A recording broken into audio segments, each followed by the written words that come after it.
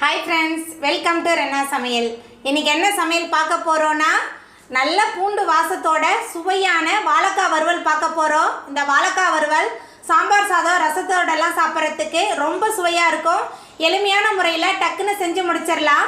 அந்த சுவையான வாழைக்காய் வறுவல் எப்படி செய்யறதுன்னு வாங்க பார்த்துடலாம். வாழைக்காய் வறுவல் பண்ணுறதுக்கு 3 டேபிள் ஸ்பூன் எண்ணெய் சேர்த்துடலாம். எண்ணெய் கொஞ்சம் தாராளமாக இருந்தால் தான் வறுவல் நல்லாயிருக்கும். எண்ணெய் நல்லா சூடாகி வந்துட்டு இதில் 1 டீஸ்பூன் கடுகு சேர்த்துடலாம். கடுகு சேர்த்து கடுகு நல்லா பொரிய ஆரம்பிச்சிருச்சு. நீல வாக்கில் நறுக்கின ஒரு பெரிய வெங்காயத்தை சேர்த்துட்டு நல்லா வதக்கிடலாம். வெங்காயம் நல்லா வதங்கணும், நல்லா வதக்கிடலாம்.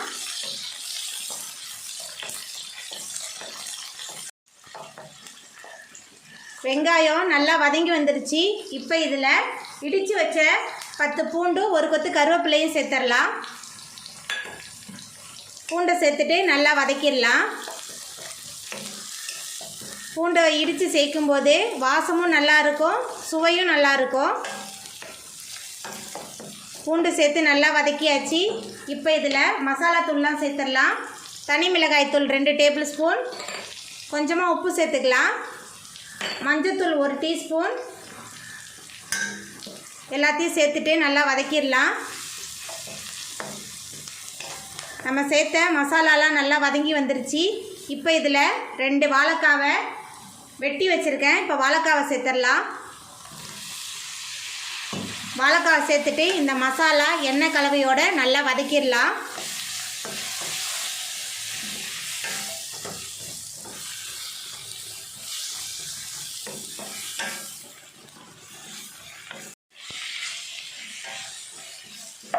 மசாலா எண்ணெய் எல்லாமே நல்லா கலந்து வதங்கிட்டுருக்கு. இப்போ கொஞ்சமாக தண்ணி சேர்த்து வேக வச்சிடலாம்.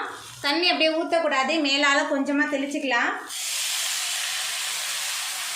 தண்ணி தெளிச்சுட்டு நல்லா கலந்து விட்டுடலாம். கலந்து விட்டாச்சு. வாழைக்காய் நல்லா வெந்து வரட்டும்.